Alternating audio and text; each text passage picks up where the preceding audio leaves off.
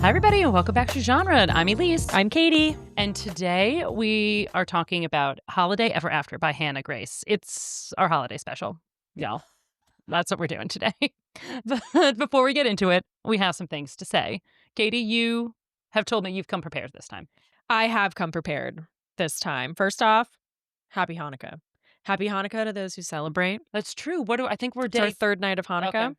Wonderful. And then I would just like to say I have finally finished Shield of Sparrows. Wow, that's been a long time coming. Oh, It's been months. I believe you started it when we started this podcast. So in July. Oh my God, You I were bet reading you're it right. when we said, oh no, stop, we're going to start a podcast. You have to read Silver Elite. Silver Elite. And then you were trying to read them at the same time. And that's couldn't. just not something your brain My does well with. brain can absolutely not do that. But I have finished Shield of Sparrows, and I really laugh because reading this book, and we'll get into it a little bit more, and then like flipping over, it had like the craziest last few chapters of that book, and I was like, Of Shield and my God. Sparrows? Of Shield and Sparrows. Okay. Yeah, Shield and Sparrows. I was like, holy whoa! Now I remember. never got to it. Do you suggest it, Shield and Sparrows? I feel like the internet's quite split. I'm kind of split on it. One, because it took me so long to read.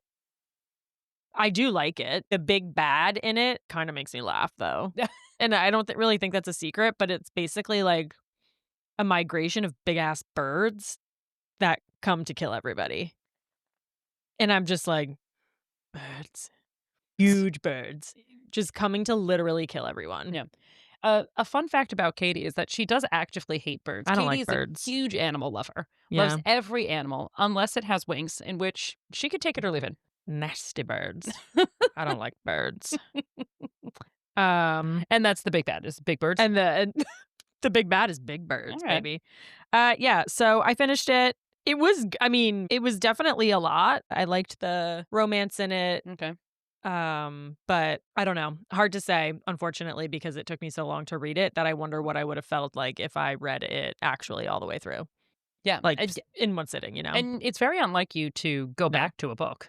No, and it started getting more exciting as I went through. And like I said, everything happened in the last 50 pages, I feel like. I was like, oh, everyone's dead. Well, I mean, congratulations to you. Yep. And Shield of Sparrows, which has been, I think, since July. I think that you've been trying to finish it. I think so. And as we've said, this is the third day of Hanukkah, so December 16th, I believe. Yep. And that being said, I'm not sure I'm going to make my Goodreads goal this year. What was your Goodreads goal this year? 35 books. For as much as we talk about books, and Katie, we read, we have a whole podcast about it. I know. You are a slow reader. You know why? It's because I read at night. So that is where I get most of my reading done. And so it's like if I'm busy at night or if I'm super sleepy, I'm not going to read. I know. I think you... Unless I'm doing audiobooks. And you found audiobooks this year. So I think that actually did help. What did you read last year? Go consult the iPad really quick. That's a great question. I'll consult mine too. Oh, shit. 33. So, and you're going to read 35? And this year I'm on track. I have read, 30 books. That seems So crazy. sometimes with the Kindle, when you finish it, it doesn't go to Goodreads. Goodreads is one of the most trash apps in the world. And for some reason, we all still use it, even though it's actively terrible. So I think it's actually 31. I don't know why like Shield of Sparrows isn't showing up on here, but yeah, it's 31. So I've already started another book, and now maybe I'll have some time to do some shorter books while we take a little holiday break. Yeah. All right. What do you have to tell me? What do you have to say for yourself? Okay. Well, honestly, I'm just going to tell you something that I'm excited to watch, and that's Heated Rivalry. Oh, yeah. We haven't watched it yet. I did not read Heated Rivalry. That did not come across my desk, although I don't know why. You know how I love a hockey romance. I know. And Brianna, our friend Brianna, friend of the pod. Friend of the pod, baby. Has really, really suggested it to us, but she's coming to visit us for New Year's. And she said, actually, just save it. We'll watch it together around New Year's. She's like, I'll rewatch it. We'll just watch it together. So we're going to save it for New Year's. But it sounds just like smutty romance fun, and I can't wait to watch it. I've been trying to avoid things on the internet about it because I don't want it to spoil anything, even though I don't really know what there is to spoil. I think we all know the premise. Yeah. But I can't wait to watch it. I'm excited. I feel like I'm really getting you in to smutty romance. Well, that's different. Genre. Well, this is a straight romance, Katie. I mean, it's a queer romance, but it's a straight hockey romance in the sense of genre. Yeah, but I bet well, I don't know because I don't know about the book, but seeing it on screen, I feel like is going to be super cinematic. Well, yeah, it is also HBO, so it's and I bet be... there's going to be a bunch of hotties with bodies. Yes, that's I think the draw is the hotties with the bodies. Yeah. So honestly, I like that. Okay, all things I like. So I think it'll be fine. All right. Okay. Well, I mean, actually, I think that's a pretty good segue. Let's get into it. To get into the book. This is going to be the spoiler-free section, so if you want to stick around and just get a high level of the book to see if you like it, you're good for about the next 10, 15 minutes. Don't worry, we'll let you know when the spoilers hit. All right, so Holiday Ever After by Hannah Grace of the Icebreaker fame. We got a signed copy from our local our local bookstore, Bethany Beach Books. So cute. We love Bethany Beach Books. Thank you. All right, quick synopsis of the book. Clara Davenport is sent to the cozy town of Fraser Falls to repair her family's toy company's reputation after they're accused of stealing the local maker's doll design. Jack Kelly, whose work was copied, wants nothing to do with the Davenport, especially not Clara, who arrives determined to win back the town's trust. But just as Clara's charm offense slowly thaws Jack's frosty resolve, she discovers that fixing Fraser Falls' biggest problem might mean confronting her own heart along the way. Bum, bum, bum. With the side of, Christmas. I know. Christmas cheer. Christmas cheer. This is my first holiday book I've ever read. You've never read any Christmas? You love Christmas. I love Christmas so much. And no, I have this brief memory of reading a book when I was a little kid, but I think I'm also mixing it up with, what's that really fancy hotel where we grew up, by Beacon?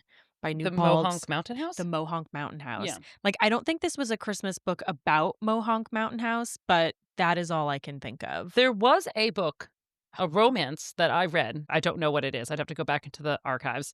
That was set in a place that was based on Mohonk Mountain House. Oh, and God. I believe it was a holiday book. I'd have to go, but it was set there. Girl coming in from the big hotel company was going to turn around this beautiful but failing hotel. And, along the way, realized it was fine just the way it was. I don't know, but that's what I remember. But also, I don't know if I just made that up. I don't know if I made up that this book was about the Mohonk Mountain House or it was just set in winter. And I was like, well, obviously, it was at the Mohonk Mountain House. Maybe. We were obsessed with that place. So this was written by Hannah Grace, as we were saying, of Icebreaker fame. Did you see her acknowledgments in the back? Were very cute. Oh, wait, no. She was like, thank you to my publisher, who I called in June and was like, hey, do you think we could get a Christmas book out? Wait, this June? Yeah, I think, hold on, wait, let me double check. But it was a very fast turnaround. Oh, so it was last February, but still, so within a year. So first thank yous in this book need to go to my publishing team, who said, okay, cool, we can make that work. When I turned around in February and said I wanted to write a book about a doll scandal in a non-specific small town somewhere north of New York with a cast of eccentric characters. So she... February 2025 or February 2025? Yeah, February 2025. So she turned it around in less than a year. Oh my God, that's incredible. Yeah. Wow. That's amazing. You have to read the acknowledgments, Katie. I feel like I'm constantly coming at you with good stuff in the acknowledgments. So that's funny you say that. I feel like when I finish a book on Kindle, I don't get the acknowledgments or something. Have to. It pops up as saying oh, you finished this book, and then you have to close it and look at the acknowledgments. Yeah. Okay. So I think that's why I never look at the acknowledgments. Yeah. I understand now. So I think that's so fun. It also sort of reminds me of one of our favorite Christmas songs, Christmas Tree Farm by Taylor Swift, who also just got into a new recording contract and was like, so I can do whatever I want, record a Christmas song in a week and put it out. And they were like, yeah, I guess, Tay. One of my dreams is to record a Christmas album. Yeah. It would be so fire. You have a lot of ideas for this Christmas album? I have a lot of ideas. I've got a lot of marketing ideas for my Christmas album. It would just be made up Christmas songs. That would be, you would be a songwriter, Katie. No, but it'd be silly. They'd be silly Christmas songs. It would be Katie and the Business songs? Yeah, it'd be Katie and the Business. Just a background for that inside joke is that at one of Katie's jobs, she would just make up songs about the boring things that she was doing at the job. Yeah. And she named her own band, which was just her Katie the Business. And it was just songs about spreadsheets and timelines and project management. Yeah. Nothing of interest. Had a lot of buzzwords in it. Circled back. Yeah. You know, just silly work stuff. Whatever gets you through the day. Whatever gets you through the day. And that was back when you were office 5 days a week. So you had to do whatever you had to do. We had to do whatever we had to do. So genre and tropes. And I mean, the genre is just smutty little holiday romance, I think. I think, well, there's some forced proximity there. Well, yeah, tropes definitely. Yeah. Forced proximity, big city girl, small town. But cozy vibes. Yes, very cozy vibes. Low stakes. Yeah, very low stakes. I mean, Grumpy Sunshine is the general romance, although I liked that she wasn't too sunshiny, but she was definitely much more optimistic. And Jack, the main male character, was, you know. He was a little grumpier. He was a grump. But I would not say it's the same type of Grumpy Sunshine that book, that Emily Henry book. Yeah, it's right behind you. Oh, Great Big Beautiful Life. Yeah. No, it was not like it was that. No one was unrelentingly sunny, but a lot of quirky side characters. Yep, that was fun. Yeah. Like big, belonging, a bit of a found family situation there, but I don't think, not like in a big main way. No, let's talk about the characters. Yeah. So first is Clara. She's our big city girl, and she's not as hardened as some of like the big city girls that you'll see in some like Hallmark movies. Like she's not coming in to tell this small town to change their ways. Like she's going in to try and fix the problem that her company started, which was stealing this doll design. Yeah. And to do it in a kind way, like with not too much of an ulterior motive. She was just like, I actually think my company was wrong and I'd like to help fix it. Yeah, I think that she is the daughter of the CEO of the toy company. Davenport Toys. Yeah, her name is Clara Davenport. Also a strong name. Another excellent name. Yeah. Wait, and also because I was listening to it, how do you say her name? How do you say her first name? Clara? I think they kept saying Clara when I was listening to the audiobook, and I was like, I hate that. Oh, it was Clara, like Clara. Yeah, I don't know, like where. Maybe that's just us. Maybe it's just growing up in New York. Yeah, I don't know. Anyway. It's a hard A. Yeah. Anyway, it was Clara to me. And she definitely seemed, for someone that is the daughter of a CEO and is super, super rich and definitely has some sort of inheritance, she seemed like a pretty down-to-earth kind of gal. Yeah. And worked really hard. Yeah. Really worked from the bottom of this company and is just desperate to get the promotion that she's been promised. But her dad seems like a real dick. Yeah. And so... Trash dad. Yeah, trash dad for sure. And her dad's like, well, if you can fix this, then you'll get it. And she said, okay. Mm-hmm. And then there's Jack, who's the grumpy toy maker. Yeah. And all around fix-it of the town. Yeah, handyman. He's a handyman. He's just constantly fixing everybody's actual problems. Like something's broken, he fixes it. Yeah. They're physical problems. Yeah. Like my toilet's broken, my sink is broken, and then I feel like also they're emotional problems. Yeah, I'm not getting enough business this year. I love this person, and this person doesn't love me back. I don't think he's giving like great advice, but I think lots of people are just like, let me tell you all of my problems. Yeah, Jack. I think he's trying. He's trying to help. He's the real emotional center of this town. I feel seems like a decent dude. He does seem like a decent dude. Yep. Obviously has some issues, as all main male characters must. His is definitely some trust issues because Davenport did come to town to onboard him to their small creator program, which Clara designed. Yeah. But she was off trying to please her dad in some other part of the company. And somebody else gave him the pitch. But then when the contract came, it was basically like, we take all of your IP. And so he felt very betrayed. Yeah. Hates Davenport. As he should. Yeah. And he didn't sign the contract. And Davenport basically took the design. So he's got big trust issues, which I think existed before and were exasperated by the whole Davenport situation. Yep. Which is why he did not love Clara when she first came around. Yep. But this whole story kicks off with Flo. God, Flo. I loved Flo. So Flo is a quirky, eccentric, definitely has an accent that you couldn't place. Could be transatlantic. I think it is. In my mind, it was transatlantic. It was giving Moira from Schitt's Creek, I feel like. That's how I pictured Flo. Because her background is that she grew up in Fraser Falls and then decided to like jet set around the world, married a French guy. Yeah. Until, I don't know, they got divorced as she was always going to. Yeah. And I think she just like slowly makes like and quietly makes life a living hell for his like new wife somehow. I don't know. Flo's great. Yeah, Flo is great. She owns the bakery shop in town. And she went online and had a scathing video go viral on how Davenport stole this toy design. Holly was their dog. No, not their dog, the doll. Well, no, Holly was Fraser Falls' doll. Yes. And then the Evie was the Davenport doll. Yep. Yeah. Okay. And so what I really thought this was giving was exactly a Hallmark movie. It is, I think, 100% that's exactly what it is. Down to the third act discourse. Yeah, down to the beats, down to the very cozy vibes, down to the Hallmark classic trope is big city girl, small town boy. Yeah, but also small town. And the town, the way that they describe the town is, it just makes it so cozy. Yeah. Like, come on, Jack lives like above his toy shop. Yeah. And what I would do to live above a toy shop. I know. Like they really try to make it like a Christmas wonderland. It sounds always snowing. Yeah, it's an expertly wrapped trees. Yeah. Like just gorgeous lights down every street.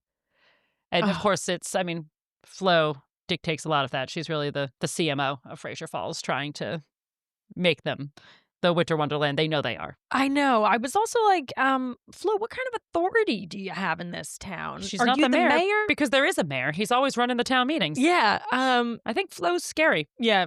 Flo is in charge, but she has no title. She has no stake in the game. No. I've got no idea why she's given Fraser Falls her all, but whatever. She's doing it.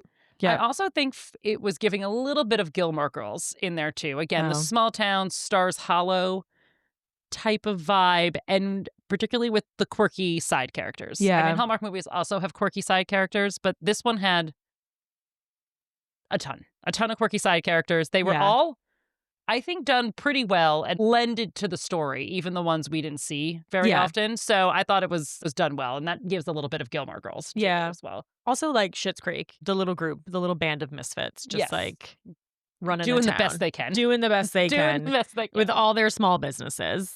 Just so many small businesses. Doing things right, doing things wrong. But it was cute. It was definitely cute. Yeah.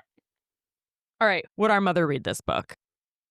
So the answer is yes, but it's a little smutty for her. It's a little smutty. Yeah.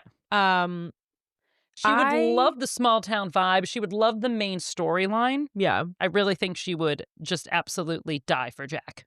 Like, as a main male character. She would love him. Yeah. And she would think that Clara was you and me. Big city girls. Oh, yeah. So I think she would really love the main love interest. She would love the small town. Get smutty.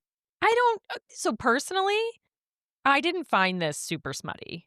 No, I mean, it definitely had, I would say 3-ish real smutty scenes, but nothing too crazy pants. The thing that I think that gets me in these books is it's like one day we're talking about pastries, we're talking about toys, and in the same conversation, Jack will be like, God, Clara's ass. And I'm just like, that's not appropriate. He's not saying it out loud. I know, but it's a dual POV. We're just getting some internal thoughts. I will say the audiobook is also a duet, so it's a male narrator. Which I like, but I feel like it it makes you very uncomfortable. It makes me feel I was folding laundry and laughing out loud, and I was like, come on, like it's just I don't like that. Yeah.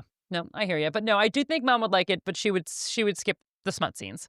And there's not too many. There wasn't too many. Like this I would give it like a 3.5 out of 5. Out of 5. Maybe a 3 out of 5. I mean, it's definitely more than a 2. I mean, there's several explicit sex scenes happening in this book. Yeah. Yeah, I'd say a 3 then. Okay, but yes, our mother would like it, and I liked it too. Well, high Fun level. read. Yeah, So high you level. liked it. Yeah, I liked it. It was a fun little Christmas read. I went in hoping that's what it would be, and that's exactly what it was. Interesting. I thought the book was fine. It was pleasant, but forgettable. In so much that this book, for whatever reason, took me so long to read. Like, so long, and I honestly just kept forgetting about it. Yeah. So it wasn't one of those books where I was like, "Oh, I can't wait to read this. Can't wait to pick back up." Yeah. But I kind of think that that's maybe the point of these books. I don't know. I will agree with you that it was a bit forgettable, but I had the opposite. I liked it so much I read it in 3 days. That's I was so like, this is so great. Exactly what I'm looking for. But I also, romance is one of my genres. Like, this was a real comfort sort of space for me too. Yeah. And I was like, oh, this is exactly what I was looking for. Just like what a cute, seasonally appropriate romance read.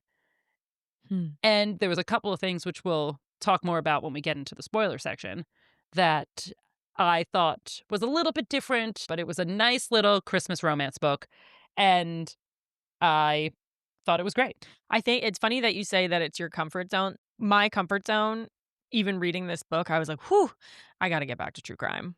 Yeah. Like, I gotta will say that we have to read a mafia romance book or something that's a little bit more crime. I think that's why you liked Bourbon and Lies.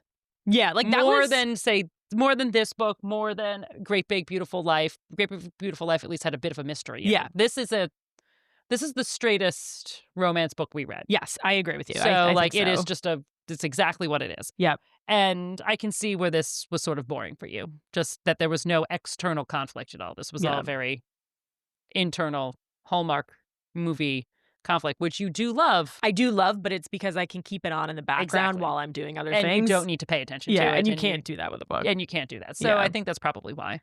All right, want to do one-line plots? Yes. All right, you go first. Okay. Big city girl with Olympic-level daddy issues heads to a snow globe small town to secure a promotion and her father's approval, only to accidentally fall for the local grump of a toy maker who gives her the love and praise. Wink, wink. I knew you were going to hate that. She actually needs. Wink, wink. I tried to wink, but I can't wink, so I hope we cut that for... cut that for social, because I really tried to wink into the camera and I just looked crazy. It wasn't bad. Okay. Your wink. All right. Mine is a low angst holiday romance full of cozy vibes and likable characters. Perfect for readers who want comfort over conflict and zero emotional devastation. Yeah. Yeah. That's right. Yeah. That's right. Yeah. Mine was more adorable. Yeah. Yours was more adorable. Yours was a little on the nose, you know? Yeah. You don't like it. No. I mean, I think we have very different ultimate opinions of this book, so I guess it makes sense. Okay. All right, let's hit the spoilers. Okay, let's get into the spoiler sections. Spoilers. Alert. Spoiler alert. Okay, Katie, when did you decide that I'm going to go ahead and take a leap here, that you didn't really like this book? Okay, so it's not that I didn't like it, but it was so low stakes that I wasn't like, oh my God, I got to keep reading. I got to see what happens. It was just like a Hallmark movie where they start out, they don't like each other. Then something's going to happen that brings them together. Then they're going to get together. Then there's going to be like that third act breakup or conflict or whatever. And you know they're going to end up together. And that is exactly what happened here. Mm-hmm.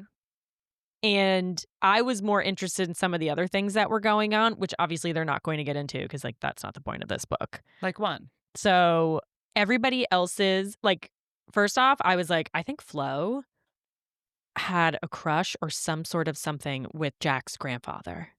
Oh, yeah. She keeps like bringing him up and saying stuff about him. And I was like, ooh, that would be fun to explore. Each of the different characters, the side characters, were very interesting. Oh, Luke and Dove have a little kid together. Mm-hmm. She got pregnant in high school. I want to know more about that. Yeah. They apparently are the best co-parents in the world, living next door to each other. I agree. That jumped out at me. I was like, ooh, that's fun. Ooh, well, I guess if there was a sequel, maybe there's some sort of second chance at love. It could be. Romance books tend to be series. Yeah. And you tend to have met them. So it's possible. Maybe Hannah Grace is going to have a little bit of a Christmas series. Yeah. All about Fraser Falls. That would be fun. But I will say that it did inspire me. I felt like it helps me get into the Christmas spirit. And I love Christmas so much. Yeah. That I recently downloaded another holiday murder mystery. Oh, which one? I'll tell you. The Most Wonderful Crime of the Year by Allie Carter. That was on actually one of our Trope Tuesdays. And I actually have read that one. It's adorable. Yep. I like the idea of I think I need a little something else in the mix. Yeah. But I love the idea of the setting being around the holidays. Okay. What about you? I really liked it right away. Do I think this is going to win a Pulitzer? No, but that's not the point. I think it was very, very cozy. It was a cute Christmas read. Yeah. I liked that Clara was a little bit more grounded, as I said before, than like a lot of the big city girl archetypes that happen. Yep. And she was optimistic, but like not in any way that made her unrealistic. And like you said, there was low stakes because she was the daughter of a CEO just trying to work up in the company that her grandfather started. So, I mean, even if you were interested in the promotion portion of the story, which I was like you knew it was going to work out. Yeah. Like even if she got cut off, she was still a rich kid. The stakes were low. I will say, just speaking of Clara, I loved her as a kid. Yes, How many times do I say, I thought these are all really likable characters? Never. No. I thought I really liked Clara. Mm-hmm. I was like, this girl is badass. She's super smart. She knows exactly what to do. Mm-hmm.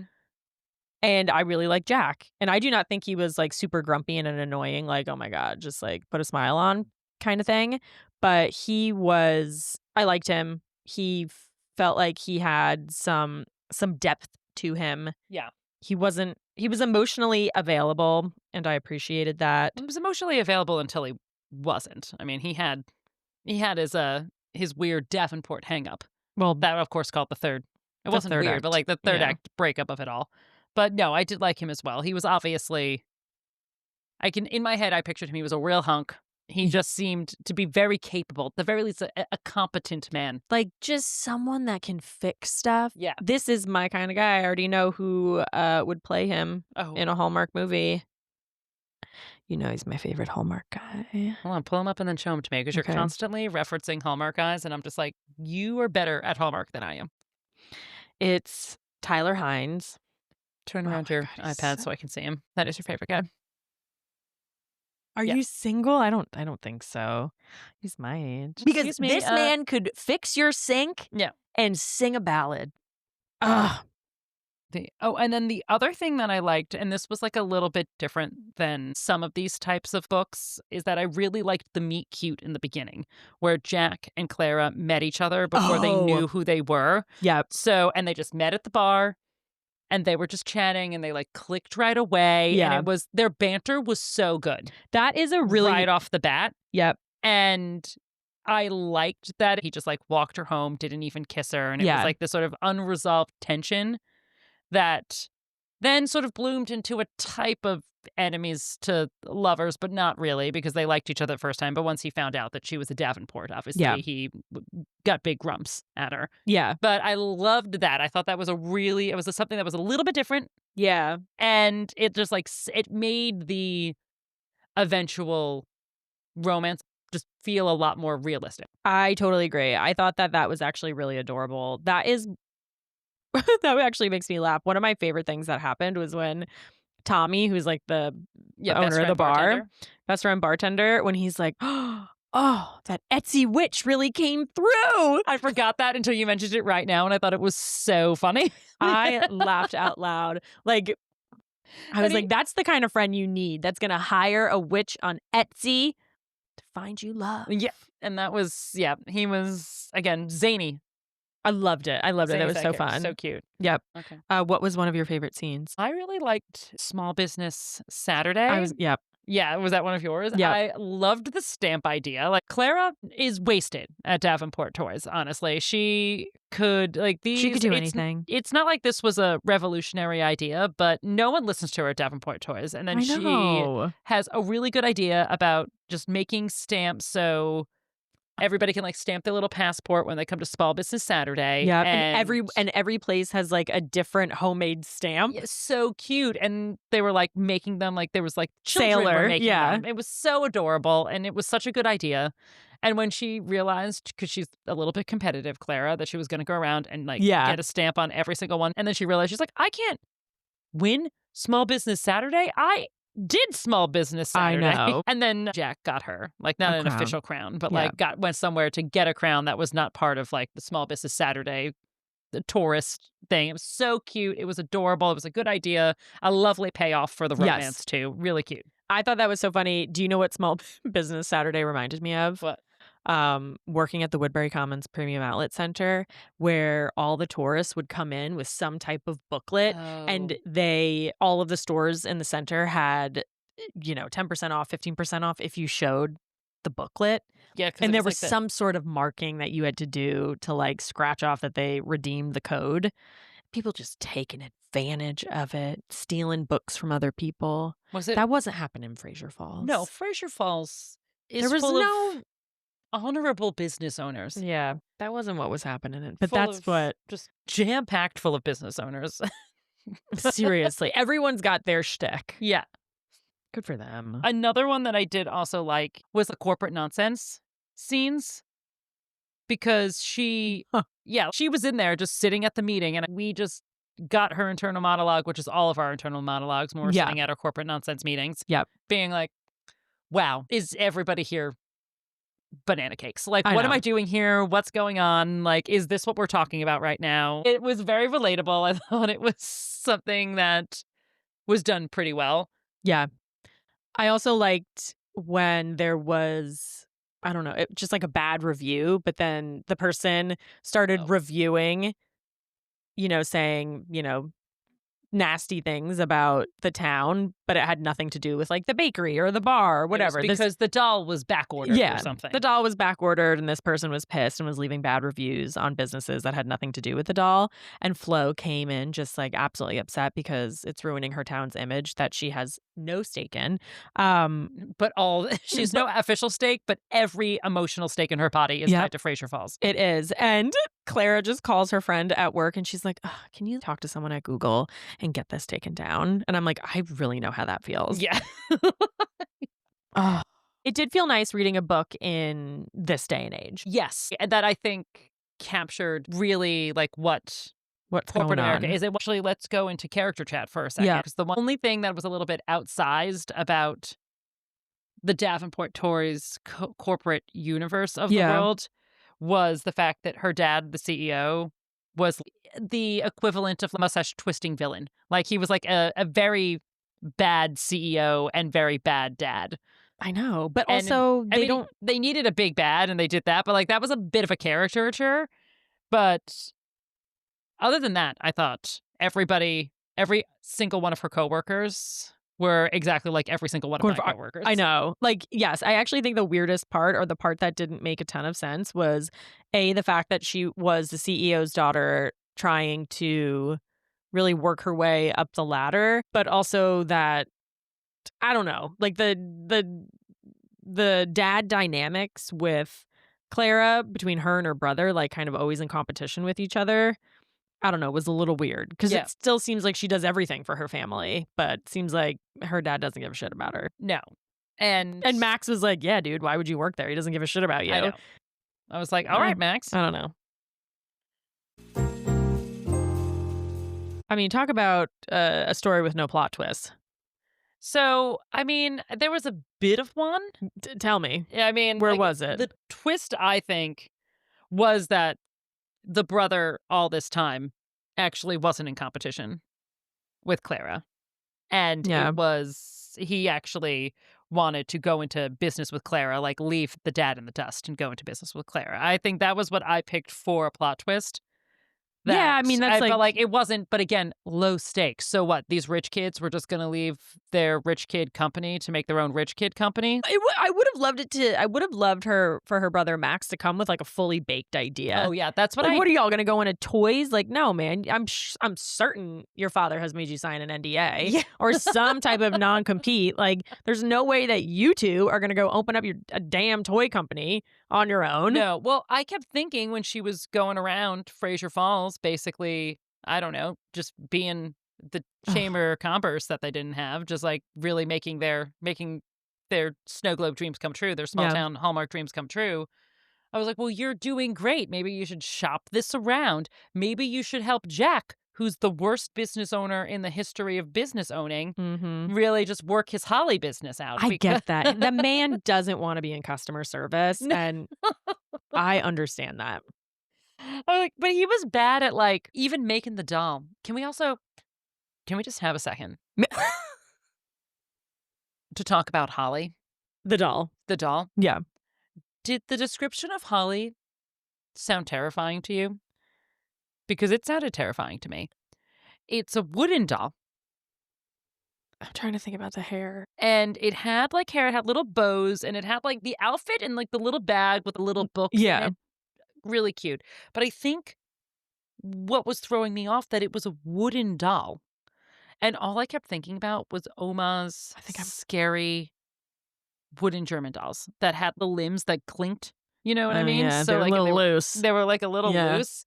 And they had like some like padding in and around them. And their faces were painted. Yeah.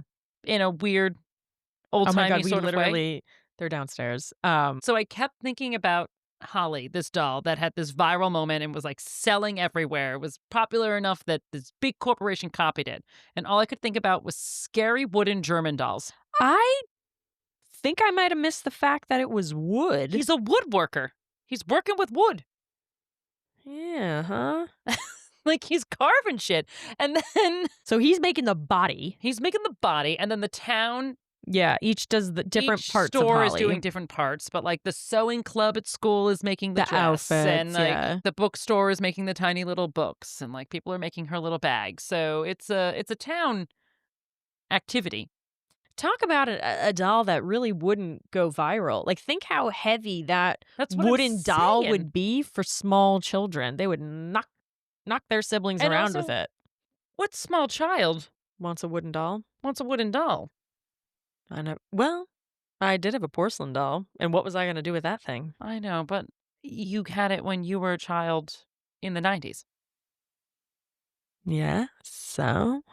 Do you think that Ava, a 10-year-old who might be interested in dolls, would want a wooden porcelain or a wooden doll?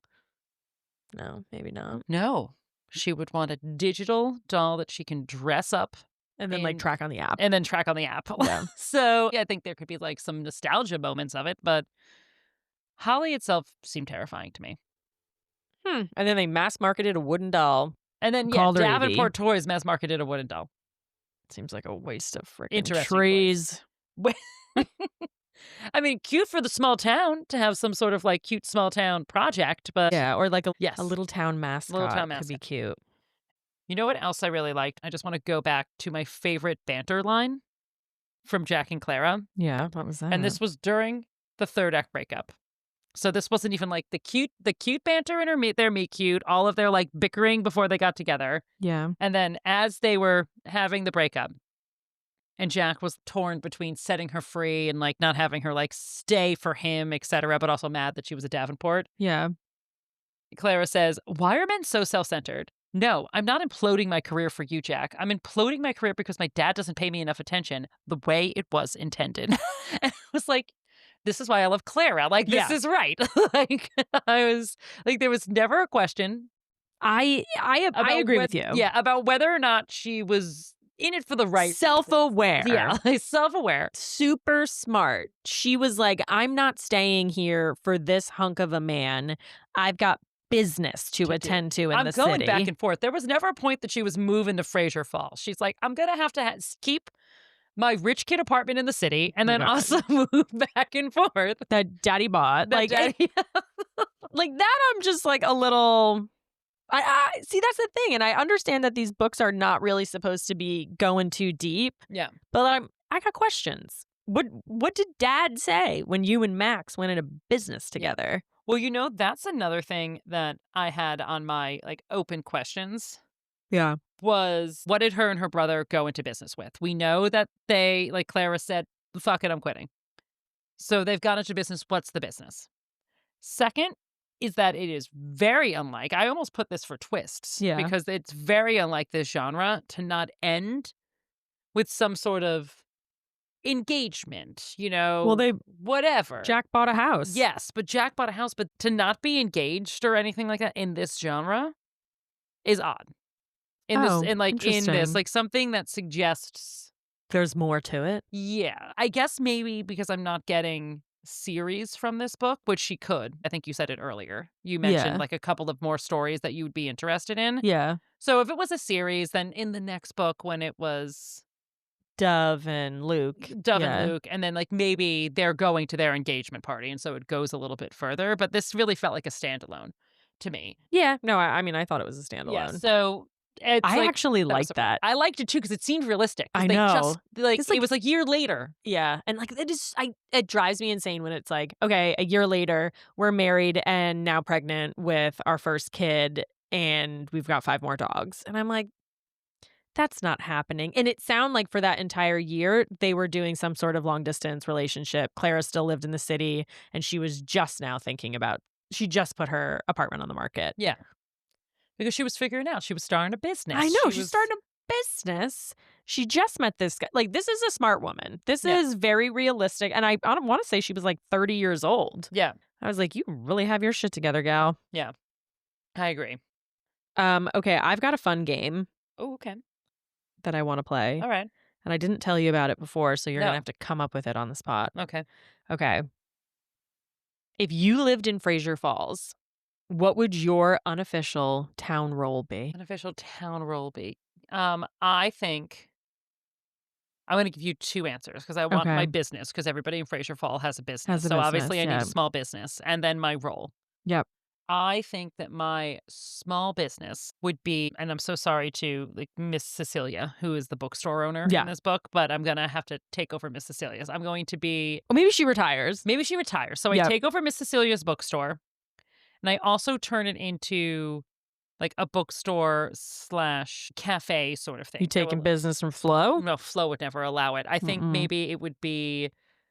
it'd have to be focused on tea or something. I don't know. I'd focus on something like a tea, something during the day. And then I don't want to take business away from Tommy, the bar, but some sort of bar type of thing at night with a venue for music of some sort. Tommy got his patio and stuff. So we're still going there. But Tommy got his patio. He sure did. And I think that my unofficial role in Fraser Falls, particularly around the holiday time, is that I would like to take over the stamps for Small Business Saturday, because I think that's a fun craft that I could do. Yeah, and I that'd be really think fun. I could get good icons. Yeah, for everybody. I think I can get really, really good. Streamline it. Yeah, I could definitely streamline it.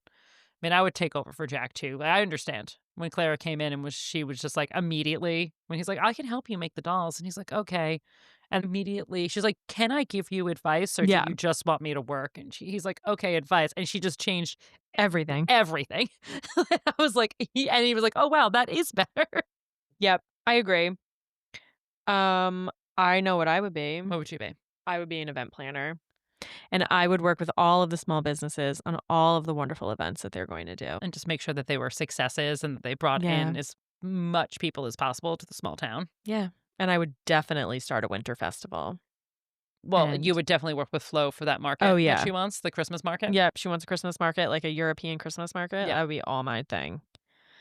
Honestly, I could really see this for myself. I know. Well, I would say that your favorite trope, even though you haven't said it before, is big city girl, small town boy. Oh, yeah. Because you want to be a big city girl. And I actually think Clara is you as a big city girl. Yeah. I felt I could really relate to Clara. Mm-hmm. Even to the point where in her closet, she had like those Post-its, which is basically a murder wall. And I was like, that's a true crime murder wall. Katie would absolutely murder that. And she was like, God, I wish I had string. Yeah. Like, I was and that was before she even said that. I was like, oh, she needs string. I think Clara Was You is a big city. I know. I completely agree. I could really relate. All right. What is your final rating, Elise?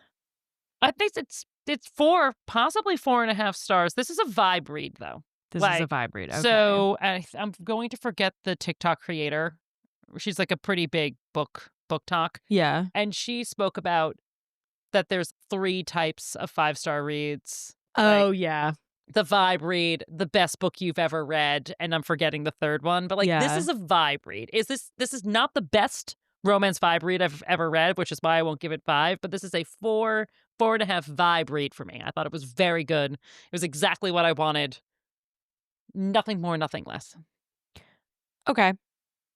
I think I'm going with 3.5 stars. Okay. Because I'm not a vibe reader. And I need something that makes me want to keep coming back to read it. Yeah. And I thought it was really cute, but I kept forgetting about it. Fair enough. Like, it was really wonderful to do my nails to this. Like, and listen to it at the same time. Like, that's the type of book this is for me. It's a Hallmark movie in a book. Yeah. Like, I don't need to look at anything. I know what's going to happen. I'm just going through the motions with it. Cool. So that's what I thought. All right. And I think that's it for Holiday Ever After by Hannah Grace. Yep. And we are actually off next week. Next week is our little Christmas holiday. And we will be back on January 1st with our 2025 wrap up. And we'll give you a little bit of an idea of what's going on with Genre Podcast for the new year.